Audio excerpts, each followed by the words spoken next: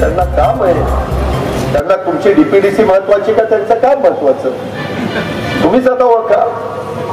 त्याच्यामध्ये गिरीश बापट यांच्यावर चांगले ताशेरे ओढले, शिवाय त्यांनी बहाल केलेला स्वस्त धान्य दुकानाचा परवाना देखील रद्द केला. मध्ये त्यांनी डाळीमध्ये भ्रष्टाचार केला. मध्ये काही पण म्हणजे काही न सांगितलेलं महिला मी सांगत नाही काय बोलले ते. अक्षरशः काय आपण बोलतो काय करतो काही त्यांना तारतम्य नाही. आज या भाजप शिवसेनेच्या सरकारच्या काळात वाचारविरांची अशी का पलटण निर्माण झाली. मध्ये तर एक भाजपचे नेते म्हणले विष्णूचे 10 अवतार झालेले आहेत, परंतु 11वा अवतार नरेंद्र मोदींच्या रूपाने आलेला आहे. विष्णूचा 11वा अवतार बघा आता. यांचं सगळं चाललंय आणि पैशातून सत्ता.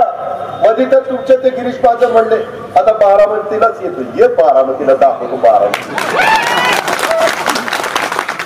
बारामती काय अशी कशी नाही काय, 50 वर्ष लोक आम्हाला निवडून देत आहेत. 50 वर्ष. साहेब 23 वर्ष निवडून आले, मी 27 वर्ष निवडून आले आणि पुढे येणार. एक जवळीक आहे, लोकांची आपलेपणाची भावना आहे. उगीच इथं काहीतरी केल्यानंतर उचलली जीभ लावली टाळ्याला, या पद्धतीने काम चाललंय.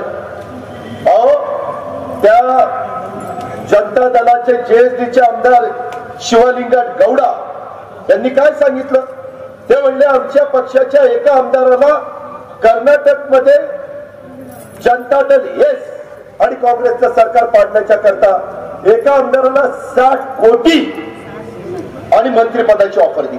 अजित पवार म्हणत नाही, जेडीएसचे आमदार शिवलिंगा गौडा त्यांनी सांगितलं काय चाललंय. 60 कोटी रुपये एक आमदार फोडायला. जळगावकरांनो 10 आमदार फोडायचे म्हणले तर 600 कोटी कुठं आला पैसा. तुम्ही कॅशलेस व्यवहार केला, नोटाबंदी केली, 1500च्या नोटा काढून टाकल्या.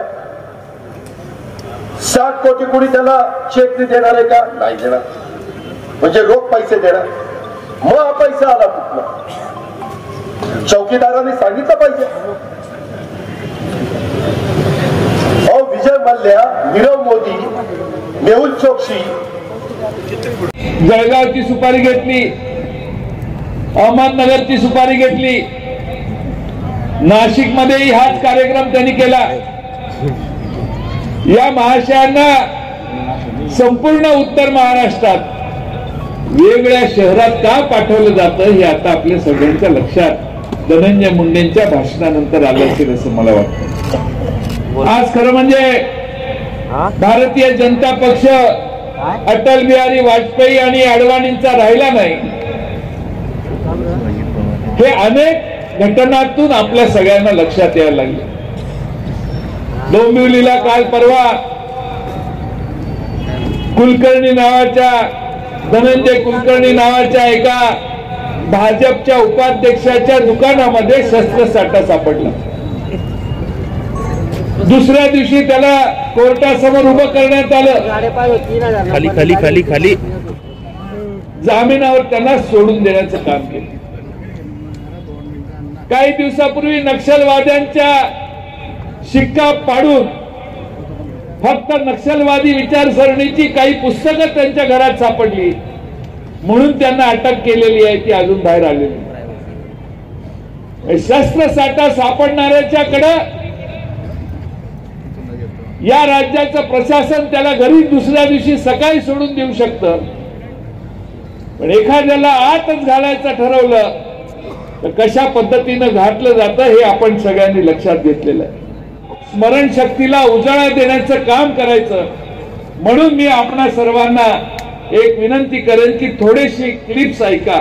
खरं दाखवायचेच होते पण इथं स्क्रीन नाहीये म्हणून आपल्या क्लिप ऐकायचं काम आपण करूया. इतने भी हम रुपये ले आए ना तो भी हिंदुस्तान के एक एक गरीब आदमी को मुफ्त में 15-20 लाख रुपए ही मिल जाए. 15 लाख रुपये स्वित्झर्लंडचे पैसे आल्यावर प्रत्येकाच्या अकाउंटवर आपण देऊ असं नरेंद्र मोदी निवडणुकीच्या आधी म्हटलं. निवडणूक झाल्यानंतर त्यांच्या पक्षाचे अध्यक्ष अमित शाह काय म्हणतात ते ऐका। लेकिन जो चुनावी भाषण में प्रधानमंत्री ने बात कही उसको वो बार बार दोहरा रहे हैं कि 15 लाख रुपए अकाउंट में क्यों नहीं आ रहे। देखिए ये जुमला है, किसी के अकाउंट में 15 लाख रुपए कभी नहीं जाता, उनको भी मालूम है और आपको भी मालूम है और देश की जनता को भी मालूम है। डोळ्या देखत नीरव मोदी गेले, चोक्सी गेले, विजय मल्ल्या पळून गेले, पण निवडणुकीच्या आधी आव्हान काय केलेलं ते ऐका।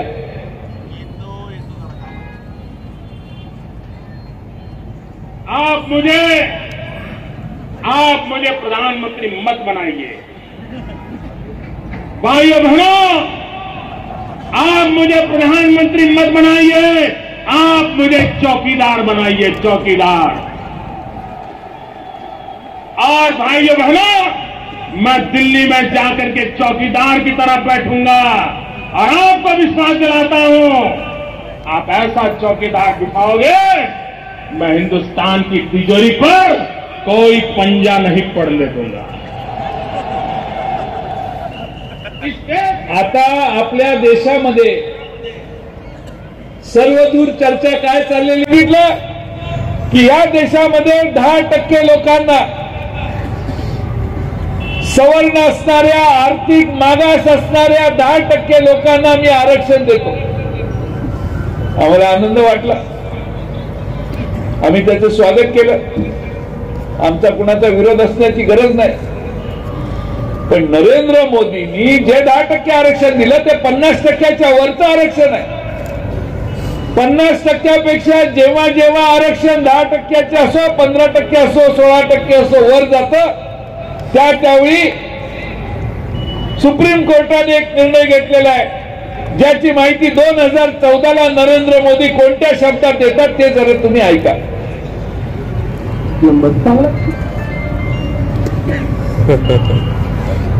सभी राजनीतिक दल चुनाव के समय 2%, 5% आरक्षण बांटते थे, चुनाव जीतते थे।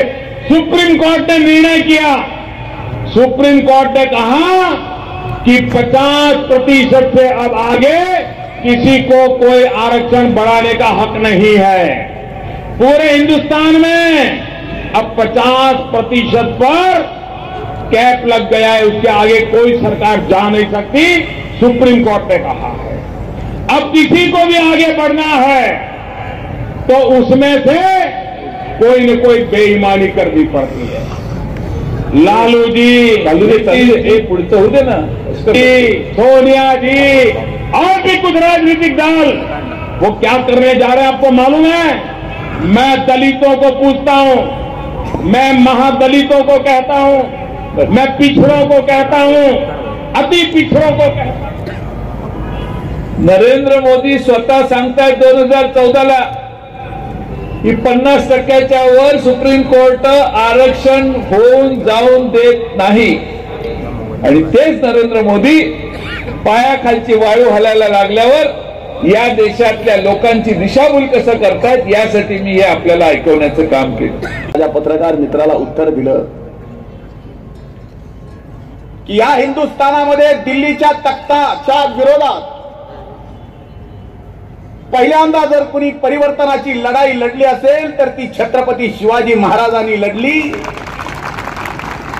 म्हणून आम्ही अगोदर रायगडावर छत्रपती शिवाजी महाराजांच्या सिंहासनाला मानाचा मुजरा घातला, महाराजांचा आशीर्वाद घेतला आणि निर्धार परिवर्तन यात्रेला चालू आहे। एक व्यक्ती देशाच्या 125 कोटी जनतेला स्वप्न दाखवत होता, ते स्वप्न होतं अच्छे दिन। आता मात्र 4 वर्ष 7 महिन्यानंतर अच्छे दिन जरी कुणी म्हणलं एक तर समोरचा माणूस हसतो नाही तर शिवी घालतो। बरोबर आहे का नाही?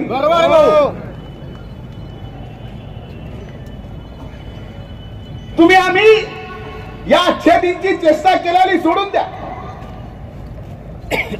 पण केंद्रीय मंत्रिमंडळातले मंत्री जे नरेंद्रभाई मोदींच्या मांडी लावून बसतात, या महाराष्ट्रातले दिग्गज माननीय नितीनजी गडकरी एका हिंदी न्यूज चैनलला मुलाखत द्यायला गेले 4 महीन्यापूर्वीची गोष्ट। नितीन जी क्या बता सकते हैं इस देश में अच्छे दिन कब आने वाले?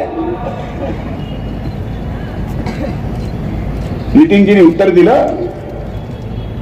ते म्हणले अच्छे दिन विच्छे दिन कुछ नहीं होते, उसको महसूस करना होता है। आपको अच्छे दिन महसूस हो रहे हैं? नहीं। आता जरा बरं वाटलं। खाते में 15 लाख जमा करावा। हाय का इथे एखादा खातेदार 15 लाखाचा? नाही। 15 लाखाच्या नावावर आपल्याला फसवलं। 15 लाख तर आपल्या खात्यावर आले नाहीत, पण आणखीनही असे काही मोदी भक्त या देशात या राज्यात आहेत ज्यांनी जनधन योजनेमध्ये खातं उघडलेले फुकट। असे काही लोक, त्यांना असं वाटतं शेवट का होईना आचारसंहिता लागायच्या अगोदर 2 दिवस का होईना, भलेही 15 लाख नाही 25-25 हजार मोदी नक्कीच आपल्या अकाउंटला जाईल। 15 लाखाच्या दावावर फसवलं।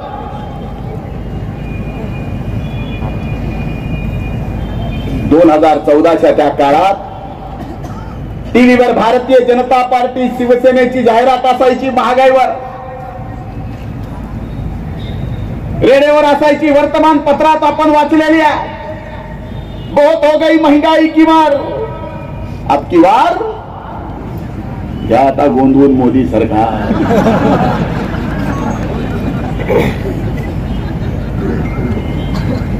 2014ला ज्या वेळेस या देशात 50 रुपये लिटरनी पेट्रोल मिळत होतं, त्यावेळेस भारतीय जनता पार्टीचे हे बांडगुळ आपल्याला महागाई फार वाढली म्हणायचे। 60 रुपये किलोनी ज्या वेळेस डाळ या देशात मिळत होती, त्यावेळेस भाजप आणि सेनेचे लोक बहुत हो गए महंगाई म्हणायचे। ज्या वेळेस या देशात 450 रुपयांनी सिलेंडरची टाकी मिळत होती, त्यावेळेस भाजप आणि सेनेचे लोक म्हणायचे महागाईचा डोंगर फार वाढलाय। मी आज विचारायला आलोय तुम्हाला, आता कसं आहे? बरं चाललंय? 50 रुपयाचं पेट्रोल 81 वर गेलं। कदाचित 19 मध्ये जर या लोकसभेच्या निवडणुका नसत्या तर पेट्रोलनी 100 गाठली असती।